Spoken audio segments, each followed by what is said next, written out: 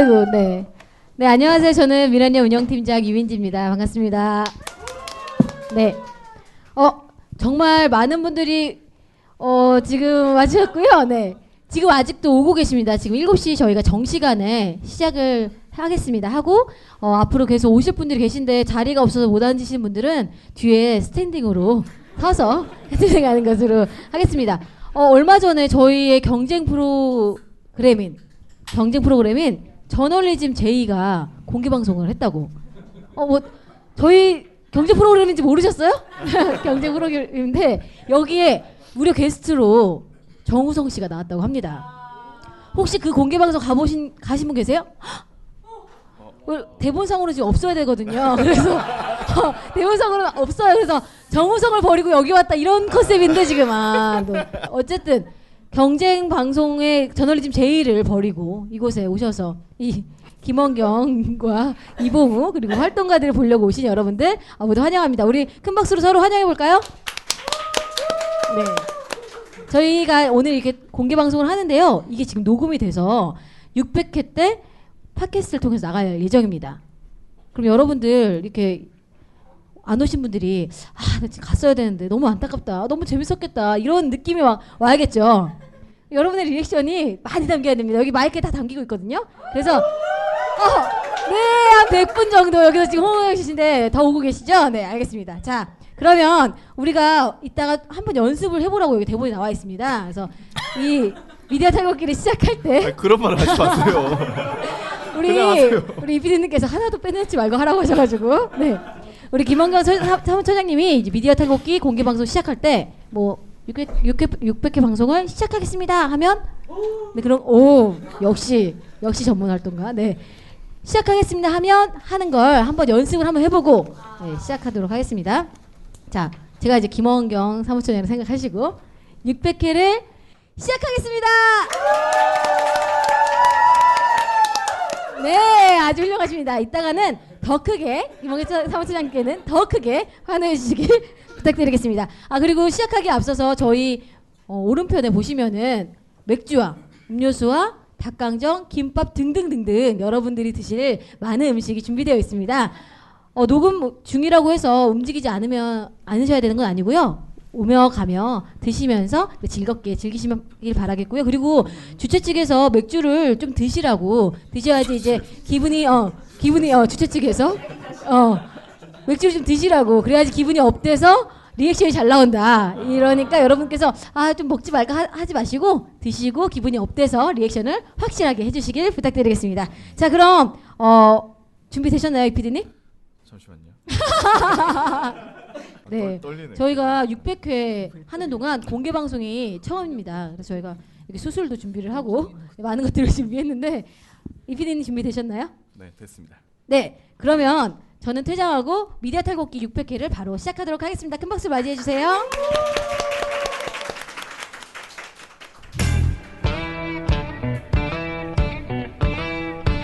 시청자 여러분 안녕하십니까? KBS 9시 뉴스입니다. 여러분 안녕하십니까? 여러분 안녕하십니까? 여러분 안녕하십니까? 여러분 안녕하십니까? 오늘의 주 뉴스입니다. 뉴스룸을 시작하겠습니다. 조중동이 계속 이렇게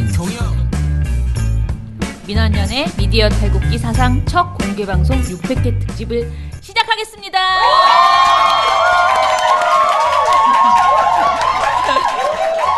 네. 그만해. 어디서 또. 자, 안녕하세요. 저는 언론 권력을 감시하는 민주언론 시민연합에서 일하고 있는 미디어 탈곡사 김원경입니다.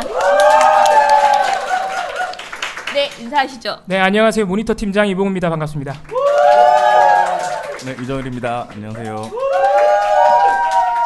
예, 저희 미디어 탈곡기가 벌써 600회가 되었습니다. 사실은 이렇게 오래 하게 될 줄 저희 스스로도 몰랐죠.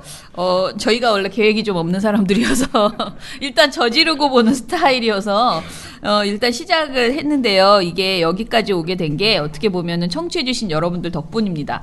저는 계속 처음부터 지금까지 늘 욕심을 부리지 말자. 그리고 이 청취율에 너무 그러니까 순위 이런 것에 너무 연연하지 말자라고 얘기를 했어요. 계속 하다 보면은 소문이 나겠지라고 했는데 100회, 200회, 300회 이렇게 해서 지금까지 오게 돼서 정말 좋고요. 이게 청취해주신 여러분들 덕분이라고 생각합니다. 감사합니다. 자, 저는 아무튼 600회를 맞은 저의 소감은 천혜에는 정말 멋진 곳에서 진짜 멋진 행사를 해야겠다라는 생각을 하고요. 소박하지만 이런 것을 우리가 이렇게 급조해서라도 하게 된 것에 대해서 우리 자신에게 격려를 보냅니다. 자. 그러면 보구 씨는, 그러니까 이봉우 팀장은 사실 저와 이 PD 그리고 배나은, 지금은 이제 퇴사한 배나은 활동가 이렇게 우리 넷이서 이상한 골방에 가가지고 미디어 탈곡기를 시작을 했는데요. 그때부터 지금까지 계속 미탈을 같이 하는 어떻게 보면은 굉장히 공로자예요, 미탈에. 소감이 어때요? 네, 뭐 감개무량하죠. 네. 사실 저희가 골방은 아니고요. 이 골방이라고 하면 아마 김어준 씨가 화내실 텐데 우리가 그 김어준 씨가 하는 벙커라고 하죠. 네, 거기서 잠깐 빌려서 했던 적이 있고, 그때가 저희 초창기 때인데 그때 했던 거를 생각하면은 여기까지 올 거라고 거의 뭐 생각할 수 없었습니다. 그때 네. 저희가 잠깐 페이스북 라이브도 했었는데 뭐 0명이고 거의 한 명 들어올 때마다 소리 지르고 한 명 들어올 때마다 소리 지르고 10명 넘어가는 일이 가끔 있었는데 자지러졌습니다, 방송부터. 근데 우리가 이렇게 공개 방송이라는 것도 해보고 이렇게 우리 많은 분들이 이렇게 그 와주시는 공개 방송을 한다는 것 자체가 감개무량하고 대단히 감사하게 하고 있습니다. 이 PD는? 네, 저는 사실 이 회원들만 오실 줄 알고 네. 그냥 사실 이것도 다 위에 진짜 실제로 저희가 세트로 쓰는 거거든요. 네네. 안에서 스튜디오에서 쓰는 건데 회원들만 오신 줄 그냥 짧게 하려고 했는데 회원 아닌 분들도 오신다고 해서 그래요? 신청도 하고 뭐 그래가지고 좀 열심히 해야겠다 생각이 들어가지고 네. 아니면 좀 긴장하고 그랬습니다. 근데 이제 600회까지 올 줄 저도 몰랐고 앞으로 더 열심히 해야겠다는 생각이 들었습니다. 네. 자, 그러면은 이제 본격적으로 방송을 시작하려고 하는데요. 이게 600회 특집인데 저희가 평소에 하던 방송은 여러분 다 아실 거예요. 어떤 주제를 가지고 쭉 이야기를 하잖아요. 이제 주로 우리 모니터 보고서나 논평을 가지고 이야기를 하는데요. 오늘은 평소처럼 보고서를 가지고 주절주절 풀면은 우리 한 명씩 다 나와가지고 하면 너무나 시간을 많이 하게 되고요. 또 네. 600회 그런 재미없는 것은, 그런 짜증나는 이야기는 그만해야 합니다. 그렇죠. 그래서 오늘은 좀 색다르게 하려고 하는데요. 뭘 하려고 생각했어요? 이거 모든 기획을 지금 이정희 PD가 했거든요. 네. 제가 오늘 특집 뭘 좀 할까 하다가 이 활동가들이 미련의 활동을 하면서 의미 있었던 뭐 기사, 방송, 종편 뭐 이런 것들을 좀 이야기해달라고 했습니다. 그러면서 이제 언론 이야기도 하고 활동가들이 어떻게 지내고 있나 뭐 이런 이야기도 할 수 있게 그런 좋은 시간이 됐으면 좋겠다는 생각에서 오늘 제목을 좀 아는 활동가라고 했잖아요. 어디서 많이 베낀 티가 나지요? 그거 잘 모를 거야, 사람들은. 네. 아무튼 아는 형님에서 하는 거하고 네네. 비슷하게 나중에 활동가들이 자기 얘기를 하면서 이제 퀴즈 같은 거 낼 거예요. 그거 맞춰주시면 감사하겠습니다. 아까 제가 원고에 써놨는데 그 유민식 팀장께서 원고를 안 읽으셨어요. 이게 뭐냐면 활동가들이 그 문제를 내잖아요. 맞추면 선물도 있습니다. 아, 그래요? 네, 선물도 있습니다. 아, 선물 활동가가 타가면 어떡하나요? 활동가도 의미 있는 선물입니다. 아, 그래요? 네, 그렇습니다. 네, 답은 저랑 문제를 낸 활동가만 알고 있습니다. 네. 아, 네. 그렇구나. 알겠습니다. 자, 그러면은 저는 뭘 진행해야 되는지 사실 잘 모르겠습니다. 아무튼 간에 본격적으로 이제 하는데 지금 제 옆에 이제 이봉우 팀장이 앉았잖아요. 근데 이제 자기 문제를 하고 나서는 이제 내려가는 거예요. 그래서 계속 활동가들이 번갈아 가면서 올라와서 질문을 하는 거예요. 아는 형님 컨셉이래요. 근데 저와 이정희 PD는 이제 안 보인다고 생각하시고요. 아는 형님 보면 이렇게 교탁위에 앉아가지고 얘들아 내가 뭐 어쩌고 저쩌고 이렇게 질문하잖아요. 그러면은 막 맞추잖아요. 앉아있는 사람들이. 여러분들이 지금 내가 강호동이다. 뭐 내가 이렇게 누구다 이렇게 생각하고 맞추시면 됩니다.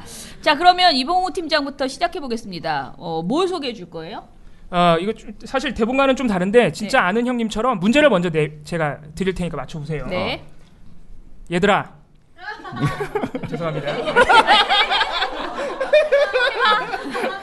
버릇이 리얼리티 없네. 위해서. 근데 몽디 갖고 와. 저랑 연령대가 많이 차이 나시고 심지어 대표님이 계셔가지고 그러니까. 반말을 못 하겠어요. 예. 자, 문제를 내드릴게요. 아는 형님 어떤 식인지 다 아시죠? 네. 이건 사실 좀 어려운 문제라서 힌트를 많이 드리긴 하겠습니다. 자, 문제는 이렇습니다. 내 생애 첫 언론 모니터가 뭐였을까요? 아 그건 내가 제일 잘하는데. 아 이건 내가 맞출 수 없다. 네. 이걸 위해서 제가 힌트를 드릴게요. 제가 2015년 3월에 입사했습니다. 민원연에. 2015년 3월에 무슨 일이 있었는지 한번 생각해 보시면은 대략 때려 맞힐 수도 있습니다. 근데 너무 예전이라서 기억이 안 나실 수도 어떻게 있는데. 맞춰 이거? 어떻게 맞춰? 2015년 3월 왜 못 맞춰? 지금 핸드폰으로 쳐봐. 2015년 3월, 2015년 4월. 아니 어제 일도 잘 기억 안 나요 진짜. 네, 저기 뒤쪽에 한 분 손 드셨어요. 네. 아, 그거 엄청 비슷했어요. 메르스? 메르스 직전에 터진 사건입니다. 메르스 직전에. 이거 메르스 어떻게 나왔지? 힌트를 좀 더 드리면 메르스가 그때 터졌. 굉장히 2015년 4월인가? 긴 보고서였는데. 내용이 많아요. 메르스 직전에 박근혜 정부와 관련된 일입니다. 박근혜. 아, 물론 메르스도 박근혜 메르스도 정부와 관련이 있긴 한데. 네. 저런 사람과 비슷한 사람이에요. 사람 이름이에요. 네, 사람 이름은 맞습니다. 최동욱? 아닙니다. 그건 아니에요, 한참 아니에요. 전입니다. 네. 네. 네. 아닙니다. 힌트 하나 더 비슷하게 주세요, 가고 빨리. 있는데. 힌트 하나. 힌트. 이분은 기업인입니다. 네. 아니 무슨 사건인지는 알겠는데 그분 성함이 기억이 안 나시나요? 좀 힌트를 좀 더 드릴게요. 이완구 총리도 관련이 돼 있습니다. 맞습니다. 이거 누가 맞추신 거예요? 누가 맞춘 거야? 진솔 씨가 맞춘 거 아니야? 누가 맞췄어? 네. 대표님. 대표님. 받으십시오. 아니 대표님 맞추신 반칙 아니에요? 네, 맞습니다. 자, 이 성완종 리스트 보고서를 제가 이봉우 팀장이 들어왔을 때 처음 입사했을 때 줬거든요. 그러니까 하라고 시켰거든요. 잘 못할 거라고 생각했어요. 사실은 저 이봉우 팀장을 뽑을 때부터 못할 거라고 생각했어요. 쟤는 괜히 뽑을 것이지도 몰라. 제가 처음 막 이렇게. 들어왔을 때 민원연 내부에 민원연 뿌락치 소리 나더라고요. 쟤는 뿌락치가 분명하다. 자기 소개서가 굉장히 이상하다. 간첩이다. 뭐 이런. 왜요? 자기소개서의 락커다. 나를 나 같은 인재를 몰라보며 민원연이 바보 막 이런 이건 과장돼 있고요. 이건 과장돼 있고요. 누가 어떤 미친 사람이 정말 그 자기소개서- 수준으로 써 있었어요. 제가 너무 웃겨가지고. 그래서 아무튼 봉우 씨 한참 지난 다음에 그거는 제가 1년 뒤에. 천재라고 얘기했지만 처음엔 그런데 이 성완종 리스트 보고서를 쓰라고 한 다음에 한 일주일은 안 걸린 것 같아요. 근데 저는 별 기대를 안 하고 써라라고 했는데 이제 막 해서 줬는데 생각보다 굉장히 잘 썼습니다. 제가 아주 그 다음부터 그때는 바로 좋아하지 않았지만은 그 다음부터 좀 더 어려운 일을 계속 시키기 시작했습니다. 네, 우리 차장님 말씀을 그대로 옮겨오자면 너는 들어온 지 1년 동안 내가 유령 취급했다. 뭐 이런 말씀도 하셨었고. 왜 유령? 왜요? 저도 모르지요. 뿌락친데 뭐 어떡하냐. 자, 본인은 어땠어요? 그거 쓰실 때 처음에? 그 전에 제가 지금 사실 대본에 있는 거랑 좀 다르게 한 거예요. 우리 네. 바로 뒤에 출연하시는 분들은 꼭 이렇게 하라는 법이 없습니다. 대본대로 하시는 게 제일 좋을 것 같기도 해요. 지금 제가 망쳐놓은 것 같은데. 아무튼간에 제가 굉장히 난감합니다, 굉장히 지금. 지금 당황하셨는데 이렇게 하면 좀 더 재밌지 않을까 해서. 재밌게 우리 원래 남을 난감하게 하는 재미로 사는 사람. 예상을 했지만 이 정도까지는 생각 못했네. 제가 들어온 지 한 2주 만에 이걸 써야 되는 상황이 됐어요. 2주 정도 지나서 성완종 경남기업 회장이죠. 이분이 고인이 되셨습니다. 4월 9일에 돌아가셨는데 야, 별걸 다 해요. 외운 게 아니에요. 어제 찾아봤어요. 준비는 열심히 했네. 네. 그래서 그 들어온 지 한 2주 만에 그 전까지 벽 보고 면벽 수행만 하다가 갑자기 이걸 하게 됐죠. 사건이 터져가지고. 그래서 굉장히 당황스럽기도 하고 워낙 큰 사건이어가지고 보도량이 제가 그때 5개 신문 봤는데 보도량이 무려 한 700건 넘어갔습니다. 그래서 첫 업무였는데 나름대로 첫 업무가 세다 보니까 좀 도움이 많이 됐습니다. 민원연 일이라는 게 사실 많은 분들이 굉장히 감사하게도 응원도 많이 해주시고 뭐 어려운 것 같다 이런 말씀 많이 해주시는데 사실 업무 과정만 놓고 보면 별게 없어요. 700건 다 인수해서 읽는 겁니다. 주구장창 별거 없어요. 예. 주구장창 읽으면서 시간이 많이 걸리죠. 읽으면서 했던 그래서 좀 어렵긴 했지만 많이 도움이 됐고 덕분에 사실 그냥 모르고 지나갈 수도 있는 사건인데 공부도 많이 됐죠. 그때 뭐 문제점 같은 걸 뭘 지적했어요? 여러분들 성완종 고 성완종 회장 사건 기억나시죠? 워낙 떠들썩해서 아마 기억이 나실 겁니다. 이게 딱 얘기하자면은 박근혜 정부의 불법 정치자금 사건이고 이 고인께서 돌아가시기 직전에 경향신문 기자랑 통화를 한 1시간 하셨어요. 그래서 통화 내용과 이제 유서처럼 남겨놓은 메모에 뭐 김기춘, 허태열, 이완구, 홍준표 등등 이 박근혜 정부, 박근혜 대통령과 아주 밀접한 관계에 있던 분들의 이렇게 얼마 줬다. 심지어는 통화 과정에서는 어떻게 줬는지도 굉장히 자세하게 남겨놓으셨죠. 기억나신지 모르겠는데 이완구 전 총리 같은 경우에는 비타민제 박스에다가 돈 넣어서 줬다. 이런 것까지 있었어요. 그런데 이게 이제 불법 정치 자금 보도니까 사실 박근혜 정부의 정당성과 밀접하게 관계가 돼 있는 사건이었는데 사실 뭐 안 봐도 비디오죠. 조선일보, 동아일보는 그렇게 보도 안 하고 이제 그때 당시 야당이었던 민주당한테 너네도 다 돈 받잖아. 너네도 기업하고 다 돈 받으면서 뭘 그러니. 그리고 뭐 성완종 회장을 사면했던 게 노무현 정부다. 그러니까 이건 박근혜 정부의 잘못이 아니다. 되게 웃기잖아요. 노무현 정부가 풀어줘서 박근혜한테 돈을 줬다는 얘기 아니에요? 이게 따지고 보면 되게 웃긴 얘기인데 아무튼 그런 식의 보도가 많이 해서 보도 경향은 뻔하지만은 아무튼 뭐 대표적인 그 딱 보도 경향이 확 엇갈리는 이때 한겨레 경향신문은 굉장히 열심히 보도할 수밖에 없죠. 자기네가 전화했으니까 상도 많이 받으셨어요. 그래서 고생도 많이 하셨지만 상도 많이 받으셨어요. 그래서 보도 경향이 좀 웃겼다는 얘기고 사건 자체는 충격적이고 안타까운 사건이었죠. 네, 그러면은 봉우 씨는 이것으로 마무리하고요. 네.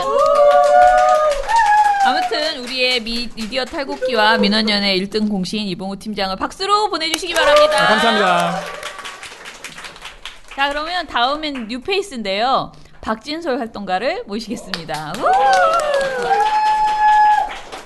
제가 좀 아까 이봉구 팀장이 대본대로 일단, 안 해서 네. 제가 지금 드릴 말씀 아닌데 네. 아까 여기서 얘기할 때는 뭐 뜻깊고 뭐 도움 많이 되는 그런 네. 활동이었다고 했잖아요. 네. 저한테 줄 때는 무슨 지옥 뭐 이런 단어가 들어갔었어요. 아, 지옥 같았다.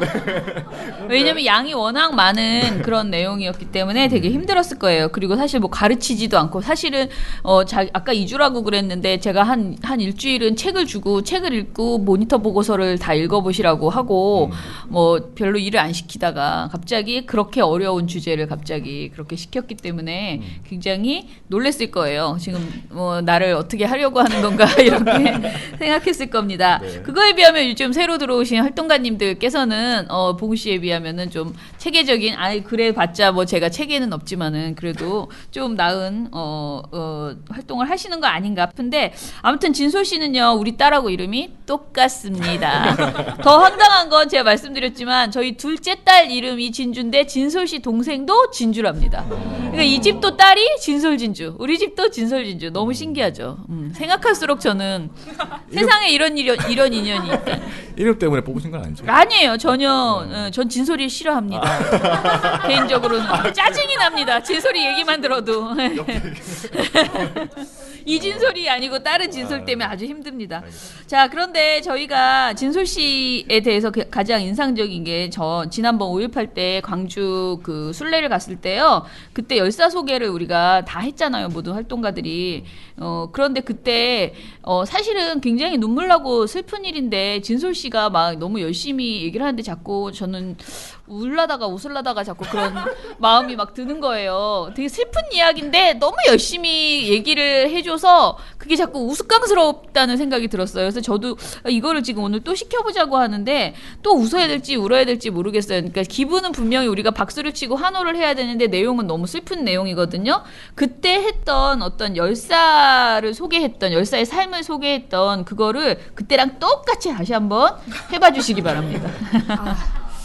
그럼 박기현 열사에 대해서 짧게 소개해 보겠습니다. 박기현 님이 수학여행에서 돌아온 5월 18일 엄마는 친정동생 수술 때문에 대전에 가시고 없으니 아버지와 둘만 집에 있게 됐지요. 5월 20일이 됐지만 학교는 임시 휴교 상태였고 설상가상 오후에는 TV마저 나오지 않게 됐습니다. 종일 집에만 있어 지루했던 박기현 님은 아버지께 책을 사오겠다고 했습니다. 아버지는 말렸지만 아들은 재차 허락을 구했고 말썽 한번 부리지 않은 아들임을 알기에 결국 허락하고 말았지요. 그런데 아들이 2시간이 지나도록 들어오지 않자 아버지와 황급히 돌아오신 어머니가 찾아 나섰습니다. 그러다 결국 이틀이 지나서야 싸늘한 주검이 된 아들을 발견했습니다. 나중에 전해 들으니 책을 사 자전거에 오르던 박기현님을 발견한 계엄군이 너 연락병이지? 하고 소리쳤고 박기현님은 나 동산 중 3학년 학생이에요. 데모 안 해요. 라고 했지만 계엄군이 박기현님을 곤봉으로 사정없이 내리쳤고 결국 죽음에 이르게 됐다는 것이었습니다. 예, 정말 잘하죠. 연기를 정말 잘하는 것 같습니다. 저희 이번에 구연동화 하는 것 같은 느낌. 네? 구연동화. 구연동화. 하는 느낌.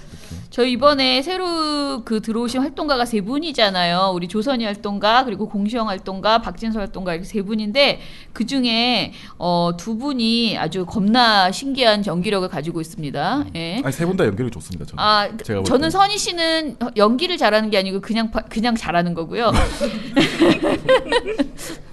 두 분은 연기를 아주 잘하십니다. 특히 진솔 씨가 어떤 걸 하시냐면요. 저희 프레임 체크 들으셨어요? 거기서 제가 그것을 뭐라고 하냐면은 굉장히 일부러 사실 우리 활동가는 그런 질문 하지 않아요. 왜냐면 그 정도의 소양은 다 있어요. 그런데 얼굴을 이렇게 내밀고 그런 질문을 할 만한 사람은 없거든요. 그래서 일부러 그냥 뭐라 그러지? 굉장히 보수적이고 그런 질문을 일부러 던져라. 사람들이 할 수 있는 질문을. 그래서 그런 대본을 만들었는데 그 대본을 가장 잘 소화해 주시는 저는 사실은 그냥 멍충이 질문이라고 하는데 그 멍충이 질문을 가장 잘 해주시는 분이 진솔 씨입니다. 자, 그럼 진솔 씨는 오늘 뭘 가지고 오셨어요? 이번은 이제부터는 대본대로 해봐요.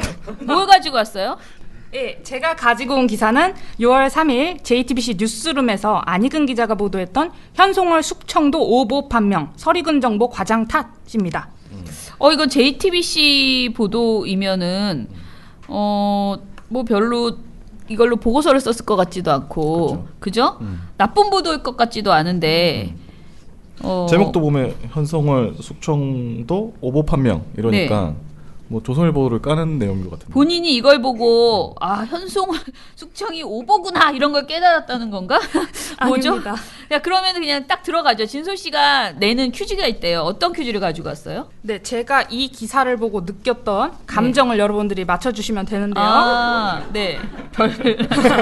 별납니다. 이 기사를 제가 모니터하면서 가장 땡땡땡 했던 기사예요. 그래서 땡땡땡 안에 들어갈 내용을 여러분이 맞춰주시면 되는 건데요. 네. 힌트를 좀 드리자면 마지막 글자, 그러니까 땡땡땡에서 땡에 들어갈 마지막 글자, 국어 사전에서 보면 큰 구멍 따위가 뚫리는 소리를 나타내는 말이라고 되어 있습니다. 자, 뻥? 힌트 많이 드렸습니다. 네, 3글자를 맞춰주시면 됩니다. 땡땡땡. 그럼 아닙니다. 뻥이 조선지 들어간다며. 회원님이 큰 힌트를 주셨습니다. 다시 생각해 봅시다. 현송월 숙청도 오보 판명 설익은 정보 과장 탓이라는 JTBC를 보도를 보고 이 친구가 세상에서 가장 뻥. 모모뻥 했다는 느낌을 가졌다는 거예요. 모모뻥. 속이 뻥. 유민지 팀장님 정답. 정답.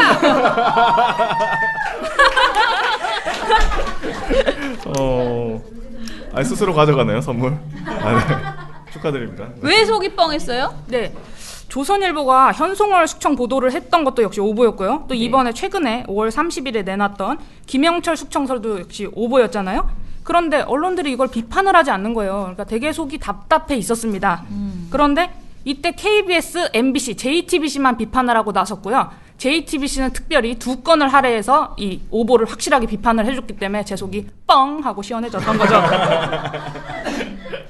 근데 사실 현송월 숙청 이거는 아주 오래전 엄청 일이잖아요. 옛날 예, 기사인데. 그러니까 근데 이거를 그동안 방송에서 이렇게 이게 오보다라고 제대로 한 보도가 없었다는 거야. 그렇죠. 우리가 상당히 이건 너무 당연한 일이고 우리는 다 알고 있다고 생각해서 보도 없는 것에 대해서도 생각을 안 했나 봅니다. 그렇죠. 자, 그러면은 진솔 씨는 고생 많으셨고요. 엄지 활동가입니다. 원래 일로 나와야 되는데 아무도 일로 안 나오는 일로 나오는 거야. 그래, 그래라.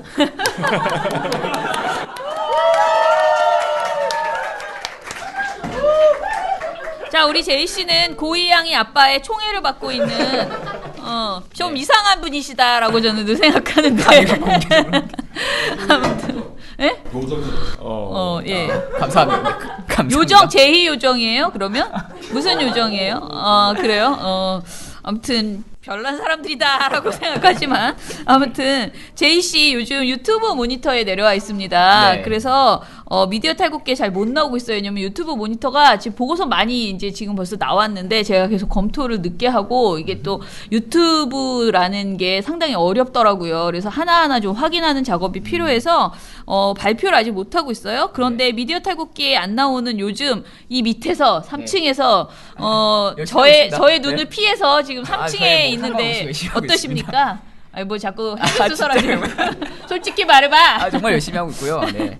저희가 사실 요즘에 거의 독극물을 먹는 수준이라고 생각하고 있거든요. 그러니까 온갖 세상에 안 좋은 말들을 거의 다 듣고 있어요. 그래서 같이 일하는 사람들이 폭력적으로 약간 변하고 있어요. 진짜? 원래 그런 사람들이 아닌데 이게 한 5시쯤 넘어가면 다들 이제 치사량이 넘어가지고 이제 주체를 못한다. 약간 이런 좀 안타까움이 좀 있긴 합니다. 아, 네. 예. 그렇군요. 하기는 유튜브 저도 유튜브를 가끔가다 보거든요. 네. 이제 그런 보수 유튜브 고성국 씨 이런 거 몇 개 봐요. 일부러 요 종편에 나오는 사람들이 나와서 뭐 하나. 그걸 보고 있으면은 이제 같이 욕을 하기 시작하죠. 그냥 보고만 있을 수가 없어요. 화가 나가지고. 네. 전투력이 막 분노가 막 올라가고. 그죠. 이런. 그렇게 네. 생기죠. 샌드백이라도 하나 설치해야 되는 거 아닙니까? 정말 몇 번을 권했는데 정말 현실화 시켜주시면 안 됩니까? 샌드백 정도. 아 진짜. 할 수는 되나요? 있겠습니다. 알겠습니다. 네, 그러면은 오늘 어떤 내용을 가지고 왔어요? 저는 중앙일보 기사 하나를 일단 네. 가져왔거든요. 예. 제목이 이거예요. 하위 20% 식당 소득 한 달 113만 원 줄었다라는 중앙일보 기사였습니다. 네네. 그래서 되게 뭐 심각한 기사잖아요. 이게 뭐냐면 근데 아시다시피 이제 최저임금 때문에 우리 이제 식당 소득하시는 하위 20%가 소득이 110만 원이나 줄었다. 이거 엄청나게 심각한 내용을 담고 있는데 네.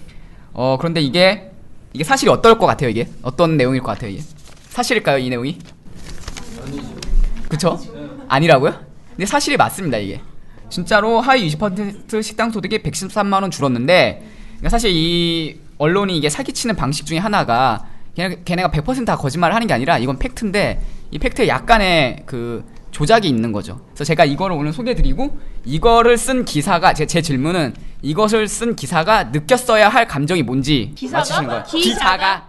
네, 이것을 쓴 기자가 느꼈어야 할 감정을 맞춰주시는 거예요. 그러니까 그 기자가 느낀 감정이 아니라 인간이라면 느꼈어야 할 감정이 도대체 무엇일까? 그래서 이 기사의 그 사실을 살펴보면요.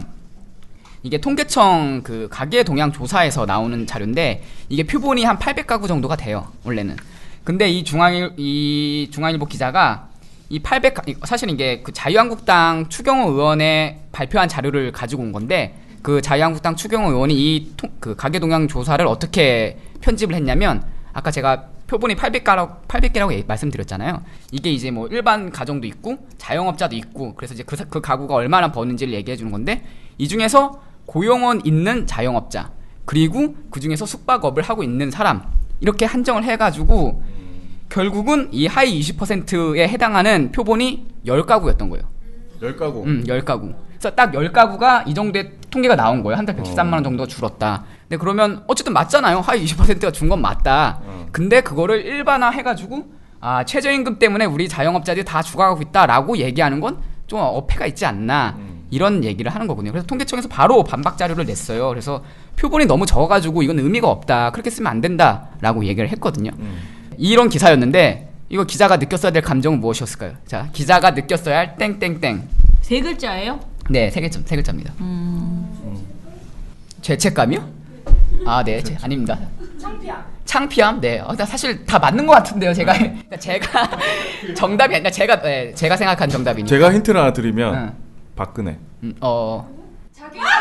자기가 정답입니다. 왜 자괴감을 느꼈어야 될까? 자괴감을 느껴야 되지 않을까요? 이거 기자가 자기의 어떤 목적을 가지고 이 최저임금 때문에 이 자영업자가 망했다는 얘기를 하기 위해서 거의 통계를 조작한 수준에 있기 때문에 좀 자괴감을 느꼈어야 된다라고 생각을 했었거든요. 아닌가요? 나만 그렇게 생각하는 거였나? 그걸 느끼는 사람이라면 이런 기사 안 썼죠. 그러니까 느꼈어야 할 감정이요. 느끼지 않았겠죠. 하지만 그런 걸 느꼈었어야 된다.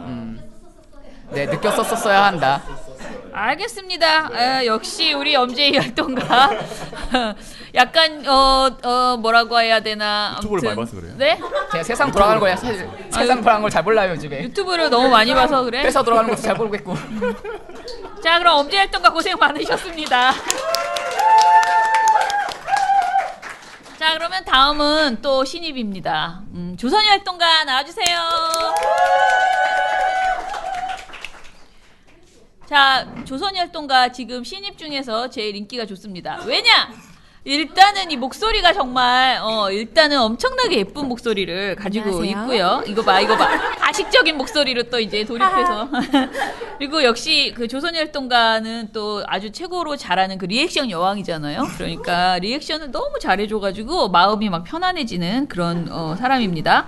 게다가 최근에 이거 민원년 유튜브 보신 분 있으신지 모르는데 뭐지? 해봐 한번 직접. 뭐 좋아요 막 이렇게 한번 해봐요.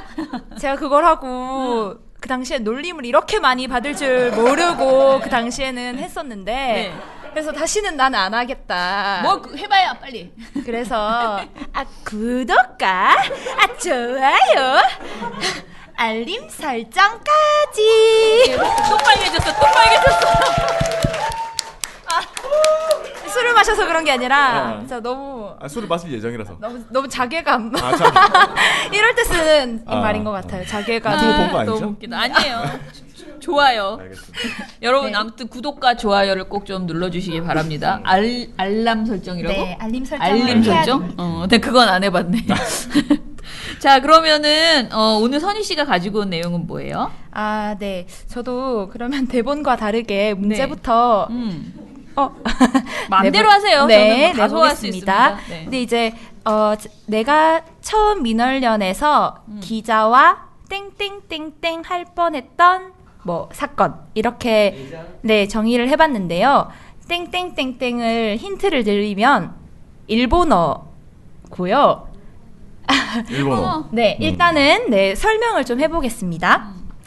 이게 저희가 5월 31일에 발표했던 보고서인데 헝가리 유람선 침몰에 보험금을 운운했던 언론사들의 명단을 저희가 표로 만들어서 공개를 했어요. 그럼 이제 그때 당시에 처장님과 저와의 공통된 생각은 이거를 뭔가 방을 붙이듯이 조선시대에 딱 공개를 해가지고 박제를 해놔야 된다 이런 생각이 있어서 정리를 해놨던 거거든요. 그러고 이제 발표를 하고 그때가 금요일이었는데 그 다음 주 월요일에 다시 오니까 뭔가 뒤쪽에서 쎄한 느낌이 났어요. 그러니까 네, 처장님 쪽이 제 뒤거든요. 자리가 뒤에서 뭔가 그 보고서에 뭔가 항의가 들어왔다거나 그런 뭔가 쎄한 느낌이 뒤에서 슈르륵 이렇게 나고 있었는데 일단은 모른 척하고 일단은 모르겠다 이렇게 하고 이제 넘어가고 있었어요. 그런데 저희가 그 해당 언론사에서 진짜로 이제 항의가 왔었는데 그 표에 들어갔던 그 기사가 보험금을 운운했던 기사가 아니다라고 주장을 하셨었어요. 그런데 이제 내용을 보면 뭐 이런 거예요. 뭐 여행자 보험에 가입하고도 보상을 못 받는 경우가 많다라고 하면서 헝가리 사건을 꺼낸 거예요. 근데 그러니까 그때 당시에 중앙일보가 되게 많이 욕을 먹었는데 그때 그 중앙일보 기사의 제목은 뭐 보험금 2억 뭐 이렇게 뭐 헝가리에서 침몰한 사건의 경우에 보험금 2억을 받을 수 있다 이런 거였거든요. 그 정도까지의 기사는 아니었어요. 그런데 제가 그 표에 넣었던 이유는 뭔가 너무 뜬금없이 그리고 헝가리 유람선 침몰 사고 때문에 보험금이 논란이 되고 있다라고 하면서 기사가 시작이 되고 뭔가 갑자기 보험금 얘기를 막 하는 거예요. 근데 이제 이게 언론의 문제 중에 어뷰징이라고 하잖아요. 그러니까 예를 들어서 정준영 사건이 터졌다 이러면 정준영 사건에 등장하는 찌라시에 나오는 연예인이 있어요. 그럼 그 연예인 뭐 셀카가 화제다. 이런 거 있잖아요. 그 연예인의 셀카가 화제다. 그 연예인이 예전에 뭐 이런 뭐 비키니를 입어서 화제가 됐다. 이런 정준영 뭐 전 절친 뭐 그런 식으로 뭔가 알고 보니 뭐 이런 뭐 그런 거죠. 그러니까 제가 생각했을 때는 이거는 분명히 검색어에 얻어 걸리려고 쓴 게 아닐까. 이건 베껴 썼을 것이다. 이렇게 생각을 헝가리 사고. 네, 했는데 그쪽에서는 이제 아니다. 이게 진짜 여행자 보험이라는 정보를 주고 싶었다라고 주장했죠. 네, 그래서 절대 헝가리 사고 때문에 쓴 게 아니다라고. 네. 그래서 일단은 그 보험금 2억 뭐 이런 식은 아니었기 때문에 일단 삭제를 하고 했는데 그 뒤에 처장님께서 이제 저에게 시키신 것이 이건 분명히 뭔가 있는 것 같으니 한번 검색을 해보고 베꼈었는지 아닌지 확인을 해보자 우리 이렇게 됐어요. 그래서 검색을 딱 했더니 아니나 다를까 정말 근데 똑같진 않고 토시 약간 바꾸고 문단 약간 바꾸고 문장을 약간 바꾼 기사였던 거예요. 며칠 전에 소비자 신문, 그러니까 소비자들의 어떤 고충을 들어주는 신문이 있는데 그 신문에서 우리 소비자들을 살펴보니까 여행자 보험에 대해서 되게 많은 그 불만이 있더라. 이렇게 쓴 기사가 기존에 있었던 거예요. 그리고 헝가리 사고가 일어나고 그때 당시에 보험금 이런 게 많이 논란이 됐잖아요. 아침부터. 그랬더니 그걸 이제 여행자 보험을 섞어가지고 헝가리까지 섞어가지고 이제 대충 검색을 헝가리 보험 이렇게 하면 우리는 중앙일보 기사를 보려고 검색하잖아요. 근데 그러면 같이 뜰 수 있겠죠. 그렇게 썼다고 판단을 하고 정말 똑같았어요. 또 거의 내용이. 그런데 이제 이거를 하면 그 기자나 언론사와 싸움을 하게 될 것 같다. 이런 생각이 들어서 이제 그래 어쩔 수 없다 하고 이제 그냥 대충 마무리를 했던 사건이 있었거든요.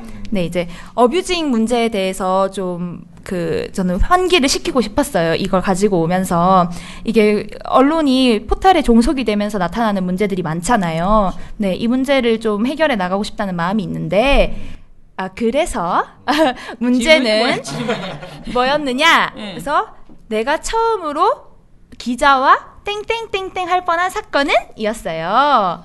근데 그게 일본 말이라며. 네. 혹시 일본어를 잘하시는 분이 있을지? 뭐예요? 진검승부 아니에요? 일본 말이라 그랬잖아. 진검승부. 일본 말. 진검승부. 난 지금 우라카이는 아니지. 나는 나랑 기자랑. 맞짱을 일본어로 뭐라 그래? 다이다이 정답입니다.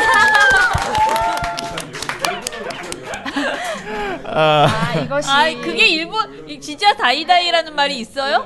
네. 뭐 1대1 이런 거 할 때 그러니까 겨룬다 이런 뜻으로 다이를 쓰는데 그래요? 네. 경상도 출신인 게 드러났습니다.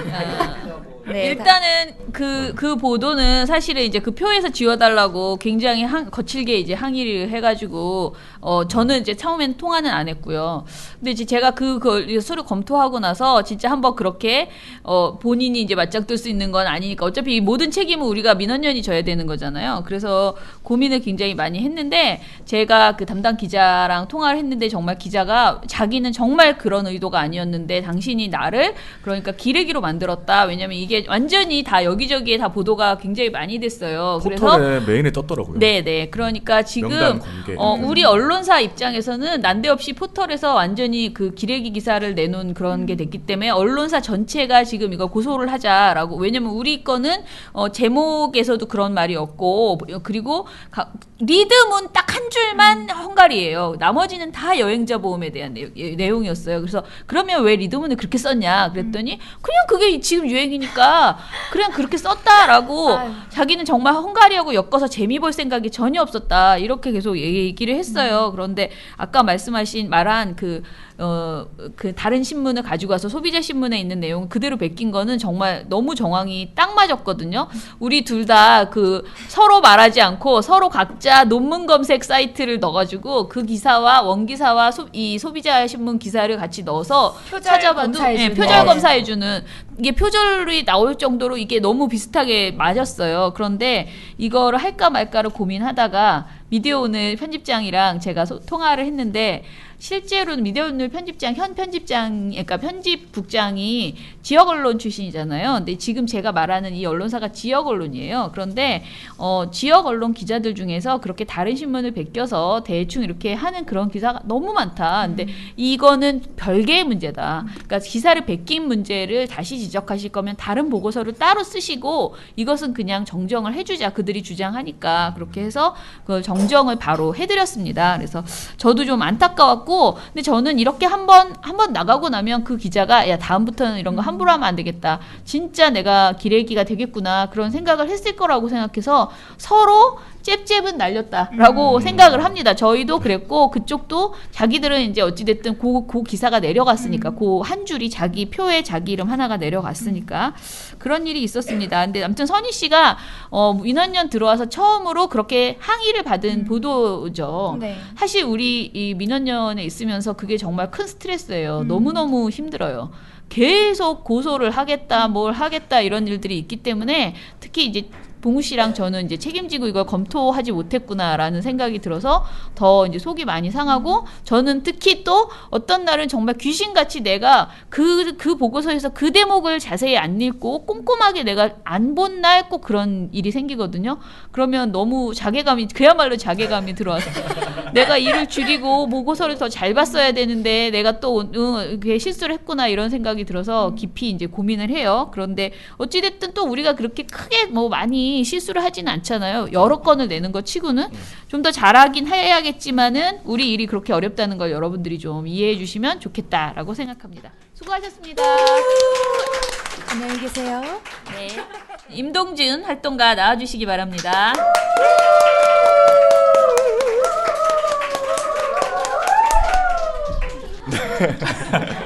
자, 여기 대본에 뭐라고 써 있냐면요. 요즘 종편으로 옮기면서 고왔던 얼굴이 많이 상했다는 제보가 있습니다. 네, 진짜 마음이 뭐라고 말을 못하겠다. 원래 방송 모니터 하고 있었는데 종편으로 가니까 더 힘들어요? 어때요? 네, 제가 일단 아직 인사를 못해서요. 네, 종편 모니터 담당 활동가 임동준입니다. 네, 박수를 2번 받으려고 한 건 아니고요. 네, 일단 그 질문에 대해서 저는 남녀를 불문하고 얼굴을 평가하는 것은 이제 부적절하다. 이것부터 일단 말씀드리고요. 그 질문의 요지가 아무래도 뭐 일이 더 힘들어지지 않았냐 뭐 이런 것 같은데 사실 제가 이거 답변을 2개 정도 준비했어요. 뭐 첫 번째는 물론 방송 모니터 같은 경우는 특징이 혼자 일을 합니다. 그렇기 때문에 제가 모든 걸 다 컨트롤할 수 있어요. 굉장히 편하죠. 네. 굉장히 편한데 지금 그래서 불편하다 인턴이라고 해서 이제 인턴들 저기 있는데 그렇죠. 이제 종편을 하잖아요. 종편은 이제 팀제로 저희가 운영하고 있기 때문에 약간 조금 팀워크도 필요하고 그래서 팀으로서 어떻게 좀 제가 아직 말이 안 끝났는데 평소에 오디오 물리는 거 굉장히 싫어하시잖아요. 뭐 어쩔 수 없어요. 이제. 네, 그래서 팀으로 운영하고 있기 때문에 팀워크를 좀 어떻게 잘 활용해서 해볼까라는 좀 고민을 하고 있고요. 두 번째는 제가 작년에 이미 종편을 봤습니다. 종편 4사의 모든 프로그램을 다 한 번씩 봤기 때문에 뭐 그렇게 큰 부담은 없다 이렇게 말씀드릴 수 있을 것 같아요. 네. 그래서 인턴들하고 사이는 좋습니까? 그거는 아무래도 인턴분들한테 물어봐야 되지 않을까요? 제가 저만 좋다라고 생각할 수도 있으니까. 네. 본인 나중에 듣기로. 네. 그럼 일단 불러 들어보기로. 자, 그러면은 동준 씨가 아무튼 좋은 보도 시상식도 진행하고 제가 은근히 동준 씨한테 부탁하는 것들이 많아서 저희 뭐죠? 내가 맨날 뭐라 그러지? 컴퓨터 부장? 이라고 하죠. 우리 나름 다 부장이 별다른 직책이 하나씩 있어요. 우리 민원연에서 컴퓨터를 구매하거나 이런 컴퓨터와 관련된 모든 일들, 누가 이제 인턴이 들어오거나 그러면은 기계를 다 만들어서 이렇게 딱 세팅해주는 역할도 하고 있고요. 그리고 지금 좋은 보도 시상식 전체를 다 이렇게 맡아가지고 진행을 하고 있어요. 그래서 굉장히 수고하고 있습니다. 동준 씨는 어떤 내용을 가지고 왔는지요? 일단 저도 피님이 주신 이 원고를 뒤집을 거예요. 누가 다 뒤집는구나. 뒤집을 거고요. 네. 그래서 일단 문제부터 말씀을 드리면 네. 오늘 제가 가지고 온 내용은 사실 뭐 별다른 기사는 아니고 사고입니다. 김용균 씨의 사망 사고를 가지고 왔는데요. 네. 그래서 문제가 이겁니다. 내 생애 처음으로 버스에서 땡땡땡땡 하게 했던 사고거든요. 네 글자입니다. 그래서 사실 제가 앞선 활동가들 하는 걸 보면서 종이도 들고 나오고 막 이렇게 하더라고요. 굉장히 열심히 준비하셨구나. 종이 내가 들고 네, 이렇게 얘기했는데 시간이 다들 짧으셔가지고 좀 굉장히 길게 준비해가지고 지금 죄송스러운 마음이 일단 들고요. 그래서 빨리 해보도록 할게요. 일단 이 사고가 작년 12월에 있었잖아요. 근데 작년 12월에 저희가 자세히 보시면은 신문 모니터는 굉장히 빨리 나왔습니다. 근데 방송 모니터 같은 경우는 한 일주일 정도 걸려서 나왔거든요. 그게 사실 저는 이 사고가 처음 나고 나서 좀 관심이 없었어요. 그러니까 이 사고가 굉장히 마음 아픈 사고인 건 알았지만 좀 그렇게 깊이 들여다보지는 않았는데 이제 보고서를 쓰다 보면은 어쩔 수 없이 그 사고를 깊게 들여다보거든요. 근데 이 김용균 씨 사망 사고는 다른 어떤 산업재해들보다 저한테 굉장히 크게 아프게 다가왔던 것 같아요. 그래서 사실 이 문제에 나오는 버스에서 땡땡땡땡 하게 했던 사고인 이유가 제가 이제 이 사고가 나고 김용균 씨 어머니 김미숙 씨가 광화문 광장에서 성명서 같은 걸 하나 발표하신 게 있어요. 그 내용이 굉장히 슬퍼가지고 제가 보고서에는 못 넣고 팟캐스트에서 이제 읽어드렸던 내용인데 뭐 용균이를 잃고 나는 모든 걸 다 잃었다 이런 얘기하시면서 용균이가 생전에 반지의 제왕이라는 영화를 참 좋아했는데 거기 나오는 반지를 그 갖고 싶다라고 얘기를 했었다. 근데 내가 그때 사주지를 못했다. 근데 용균이가 취업하기 얼마 전에 반지를 사줄까라고 물어봤더니 아들이 그런 얘기를 했다라는 거예요. 내가 이제 취업을 해서 돈을 버니까 그때 내 돈으로 살게요 이런 얘기를 했다라고 하더라고요. 근데 이제 사고가 나고 한 3일 정도 지나서 용균 씨가 묵었던 기숙사에 어머님이 찾아갔는데 그 반지가 택배로 와 있었던 거예요. 그래서 어머니께서 그 택배를 뜯어보시고 반지를 한참 보셨대요. 그런 다음에 이제 광장에서 했던 얘기는 도대체 이 반지를 나는 어떻게 아들에게 끼워줘야 되느냐, 나는 더 이상 이 반지를 아들에게 끼워주지 못한다, 이런 얘기를 하시면서 용균이는 이렇게 산업재해로 죽었지만 아직 남아있는 화력발전소의 용균이 동료들은 더 이상 죽으면 되지 않는다, 절대 더 이상 이런 죽음은 반복돼서는 안 된다, 이런 얘기 하시면서 산업안전보건법 개정안을 꼭 통과시켜달라라는 말씀을 하셨거든요. 그래서 제가 그 광화문 광장에서 읽으셨던 그 성명서를 보면서 정말 처음인 것 같아요. 저는 기사 보다가 눈물을 흘린 적 처음이거든요. 그래서 그 기사를 아마 한겨레 기사였던 걸로 기억하는데 제가 버스 160번 버스 맨 뒷자리 왼쪽에 앉아가지고 그 기사를 이렇게 읽다가 정말 이 기사는 마지막까지 스크롤을 하는데 정말 힘들더라고요. 그래서 그런 마음으로 모니터를 했던 것 같은데, 사실 뭐 이렇게 특별했던 이유는 많은 분들은 이 김용균 씨 사고를 비정규직의 사망사고, 위험의 외주화 이렇게 기억을 하시겠지만 저한테 다가왔던 거는 청년 비정규직의 사망사고였어요. 김용균 씨가 저보다 한 살 어리거든요. 그러니까 사실 그래서 이 사건을 모니터하면서, 이 사고를 모니터하면서 좀 자괴감 같은 게 되게 많이 들었어요. 그러니까 나보다 어린 내 또래의 청년이 저렇게 일을 하다가 험한 곳에서 말도 안 되게 죽어가는 세상에서 난 뭘 하고 있는 건가, 이런 생각 굉장히 많이 들었거든요. 사실 그래서 좀 기억에 많이 남았던 것 같고요. 그리고 사실 이걸 제가 가지고 온 이유가 이 산업안전보건법 개정안이 국회를 통과하고 발의가 됐습니다. 그래서 이제 시행령이 만들어졌는데요. 하위법령이라고 하죠. 시행령이 만들어지면 이제 부가적으로 따라오는 법령들에서 굉장히 많이 후퇴를 했습니다. 그래서 굉장히 충격적이게도 우리가 김용균법 부르잖아요. 근데 이 하위법령에 따르면 김용균 씨 사고나 구의역 사고의 김군 사고 있죠. 그런 사고들이 아무렇지 않게 그냥 넘어갈 수 있습니다. 업체가 벌금 조금 내면 넘어가고, 혹은 아예 벌금을 내지 않을 정도의 수준이에요. 그래서 굉장히 많이 후퇴한 상황이라서 김용균 씨 어머니 김미숙 씨, 그리고 또 다른 산업재해의 피해자였던 삼성 반도체 노동자 황유미 씨, 아버지 황상기 씨, 이 두 분, 그리고 또 다른 산업재해 피해자분들, 그리고 사회적 참사의 피해자분들 유가족분들이 모여서 이런 일들이 다시는 일어나지 않았으면 좋겠다라고 해서 이 다시는이라는 단체를 만드셨어요. 그래서 굉장히 열심히 싸우고 계시거든요. 그래서 여기 와주신 청취자분들, 또 이 녹음본으로 들으시는 청취자분들이 좀 이 문제에 관심을 가져주시고 함께 목소리를 내주시면 이 산업안전보건법 개정안이 좀 올바른 길로 다시 들 수 있지 않을까라는 생각이 들어서 좀 골라와 봤고요. 그리고 좀 이거는 여담인데, 저희가 10월에 마석순례를 갑니다. 마석순례를 가는데요. 저희가 늘 찾아뵙는 선생님이 성유보 선생님이잖아요. 근데 그 성유보 선생님 같은 라인에 전태일 열사 이소선 어머님이 계세요. 근데 바로 그 옆에 김용균 씨가 오셨어요. 네, 그리고 사실은 이 얘기를 좀 하고 싶었던 이유가 좀 이 얘기를 해야지 10월에 찾아뵀을 때 좀 죄책감이 좀 덜 들지 않을까. 저 혼자 좀 그런 생각을 해서 이 얘기를 했고요. 네, 그리고 네, 그래서 질문이 뭐야? 네, 질문 이겁니다. 이 보세요. 이 친구가 평소에 방송할 때도 이렇게 자기 혼자 쉬지 않고 하나도 빼놓지 않고 하고 싶은 얘기를 다 해요. 그래서 자기 혼자 막 1시간 반을 녹음해. 자, 지금 평소에 하던 걸 똑같이 보여주고 있습니다. 똑같이 했고요. 네. 자, 해봅시다. 그래서 제가 준비한 질문은 저 이겁니다. 봐라, 손 들고 지금 벌써부터. 네. 불만을 지금 표시하는 거군요. 네. 그게 아니고 답을 맞추려고. 네. 제 질문은 내 생애 처음으로 버스에서 땡땡땡땡 하게 했던 사고. 이겁니다. 땡땡땡. 네. 개성 통보. 네, 땡이고요. 네. 네. 오, 비슷했어요. 두 글자 맞추셨습니다, 지금. 폭풍 오열. 땡이고요. 네, 제가 봤을 때에는 이런 식으로 해서는 12시까지도 우리가 맞출 수 있을 것 같아요. 그래서 힌트를 조금 드리겠습니다. 최근에 제가 팟캐스트에서 틀었던 노래입니다. 선곡했어. 네. 선곡. 지금 팟캐스트 안 들으시는 분들 안 못 들으시는 맞추시죠? 분들 못 네. 맞춰. 네. 들어야 맞춰. 네, 더 어려워졌죠? 지금 아까 손이 올라왔는데.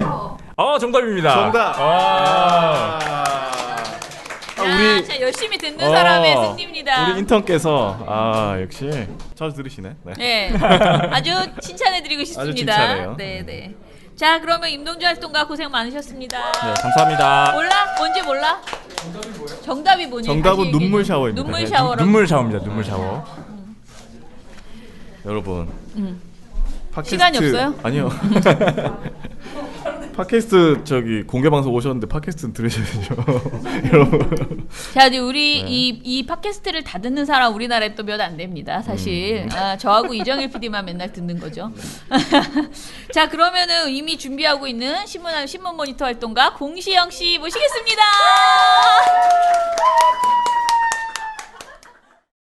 지금까지 미디어 탈곡기 600회 특집 일부를 녹음 편집해서 보내드렸습니다. 내일 2부가 방송될 예정입니다. 감사합니다.